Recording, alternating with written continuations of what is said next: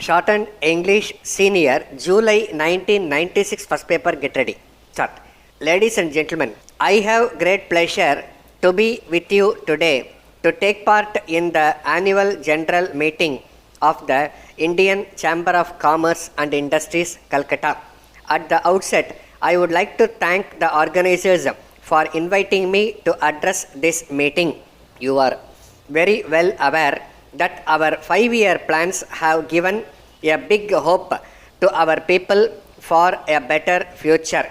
There are signs of development in our farms and factories.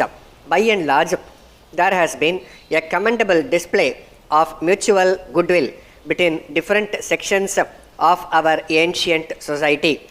I am aware that we are passing through a rather difficult period at the present moment, particularly in regard to economic conditions in our country. Unfortunately, agricultural production during the last few years did not show as great an increase as was expected at one time. As a result, there is shortage in food items and increase in their prices. We had a very bitter lesson from our experience during the last 1 year. First and foremost, efforts to increase agricultural production on a long-term basis deserve the highest priority. I wish to point out in this connection that our food production increased at the rate of 4% per annum during the last 2 plan periods. A significant feature was that in some parts of the country, an increase of more than 5% was achieved, while in some other parts there was only an increase of about 1%.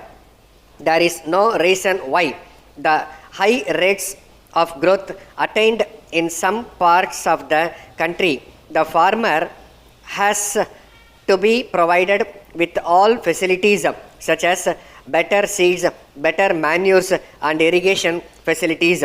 The government is trying to do its best in this regard. However, the agricultural departments in the states have to be much more active. They must have more accurate figures about the production of different crops. The government must not only work for the supply of all the facilities required by the farmers, but it must also see to it that they are fully utilized. There must be a common and consistent link between these departments and the farmers so that one helps and supports the other. The accent in the next 5-year plan must be on the well-being of the common man. In the course of the next 10 years or so, it will be our aim to ensure a minimum living standard to our people. In the realization of this objective, the private sector will necessarily have to play an important role.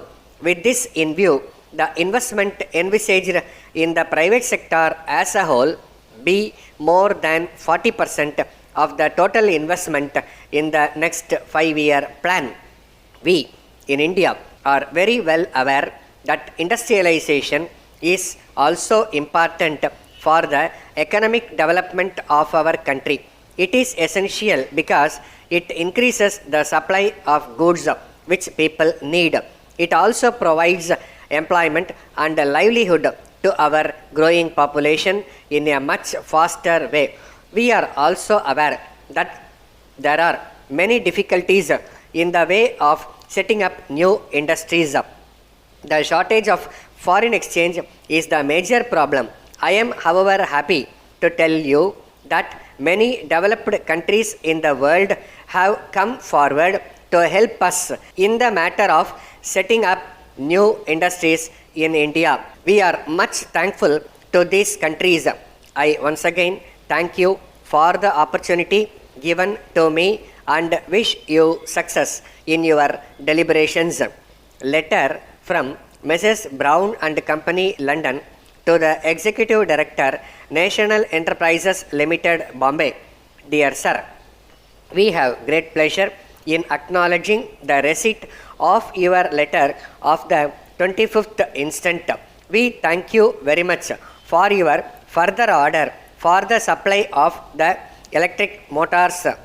We, however, regret to inform you that we are not able to accept your order at the prices mentioned in our last catalog. This is because of the increase in the prices of raw materials in the recent times. We therefore request you kindly to consider all our previous catalogs as cancelled. We wish to state in this connection that we have informed our customers about the increase in prices by a circular letter dated the 22nd instant, but we find from our register that your name is not in the list. It must have been omitted through some mistake on the part of our staff, for which we tender our sincere apologies. We now enclose a copy of our new catalogue, from which you will be able to see the correct price of the electric motors which you may require. We can deliver them at the shortest possible notice. We have every hope that this small increase in price of these motors will not in any way affect our business in view of their high reputation in the market. Hoping to hear from you in due course. Yours faithfully. Stop.